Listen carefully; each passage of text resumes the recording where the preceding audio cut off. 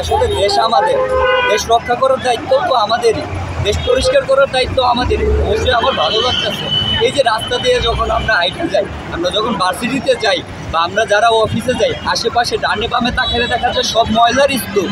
কিন্তু আপনি দেখেন আশেপাশে এখন কোনো ময়লার স্তূপ আছে কিনা। সকাল 8টা থেকে আমরা আমাদের কার্যক্রম শুরু করছি। দেশ আমাদের, দেশকে পরিষ্কার করার দায়িত্ব আমাদের। যেহেতু দেশকে স্বাধীন করতে পারছি, দেশকে পরিষ্কার কেন আমরা করতে পারবো না? এই জন্য আমরা শিক্ষার্থীরা আমাদের রাস্তাঘাট পরিষ্কার করার জন্য আমরা রাস্তা পরিষ্কারের কাজ করছি। আমরা ট্রাফিকের রিক্সা, বাস, এগুলো এগুলো জ্যাম না হয় এগুলো সরানোর চেষ্টা করছি। আর অনেক মানুষকে তারা নিরাপদে রাস্তা পার হতে পারে, নিরাপদে কাজ করতে পারে, এই জন্য আমরা তাদের সাহায্য করছি।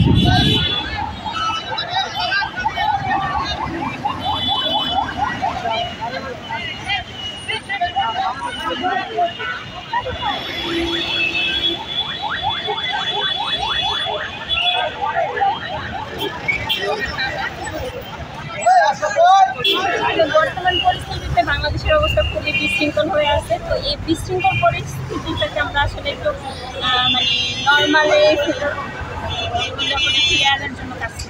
অনেক জায়গায় আন্দোলনের সময় ভাঙচুর হয়েছে, পুলিশ গুলি বর্ষণ করেছে, দেশের বিভিন্ন জায়গায় অনেক কিছু ঘটেছে।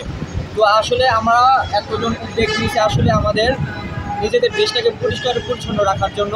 নিজেদের এই যে ট্রাফিকগুলোকে মানে একসাথে মানে যেভাবে মেনটেন করতে পারি আমরা, সে একটা উদ্যোগ নিয়েছি আসলে।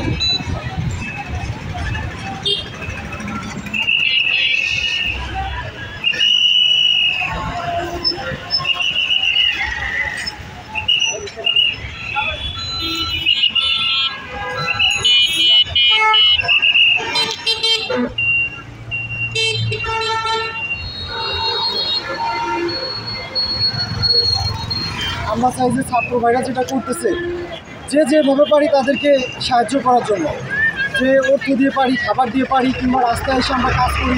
আমরা আমাদের দেশের সম্পদ, তারা যেভাবে রাস্তা পরিষ্কার করতেছে, ট্রাফিকের দায়িত্ব পালন করতেছে, এটা দেশের জন্য বহুত কিছু, এটা আমাদের গর্বের বিষয়। এটা আমাদের খুবই ভালো লাগছে, কারণ আমরা এখানে পার্টিসিপেট করা পারতেছি। আমাদের আসলে আমাদের মেন কাজ হচ্ছে আমাদের দেশটা বর্তমানে অস্থির অবস্থা, সব জায়গায় সমস্যা।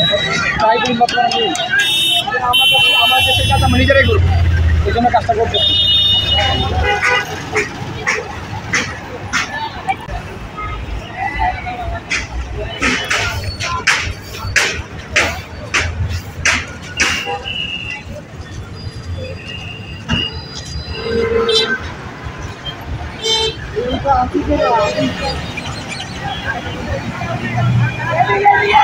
আমরা